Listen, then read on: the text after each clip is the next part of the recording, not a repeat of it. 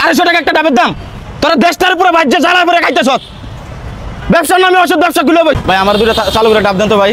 আমার রোগী ভাই ওষুধ তো তাড়াতাড়ি কত করে এগুলা ভাই কত হইব তো 250 টাকা রাখা যাবে। কি বলেন ভাই? ভাই ডাব 250 টাকা। ডাব কিনে খান না কয়দিন আপনি?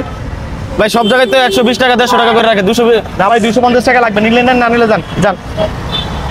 ভাই একটু কমায় রাখেন না ভাই কমায় রাখা যাবে না, আপনি নিবেন এটা কাটে দিব আমি। ভাই তাই বলে 250 টাকা ডাবের দাম, এটা আপনি মগর মূল্য পাইছেন। আরে ভাই 250 টাকায় পড়বে আপনার।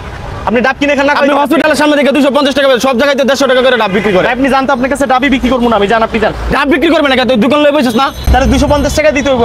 250 টাকা করে কোথাও ডাব আছে ভাই কোন তো? তারপরে ভালো লাগলে সামনে থেকে 250 টাকা হয়ে গেছে। আরে ভাই আপনি জানতো ভাই। আবার ভাই আমি যাই, মানুষ রুগীদেরকে নিয়ে ডাব খাওয়ায়, তোরা কি করছ? এটা নিয়ে ব্যবসা শুরু করে দিচ্ছ। মানুষের জীবন নিয়ে ব্যবসা করতেছ তোরা। একটা ডাবের দাম 200-250 টাকা পরে। কয় টাকা কিনা পরে তোর একটা ডাবের দাম? কয় টাকা কিনা পরে? হ্যাঁ 250 টাকা একটা ডাবের দাম। তোরা দেশটার উপরে বাজ্যে জ্বালা করে খাইতেছ।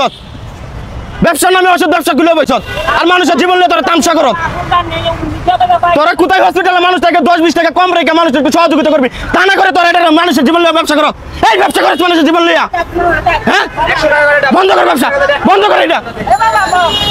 ভাই নেন আমি দিতেছি ভাই। আবার কথাই বন্ধ করে গেলা। মানুষের জীবন নিয়ে কখনো খেলাধুলা করবি না। ভাই আপনি 100 টাকা দিয়েন। সে দূরে ডাব কেটে দে মরে।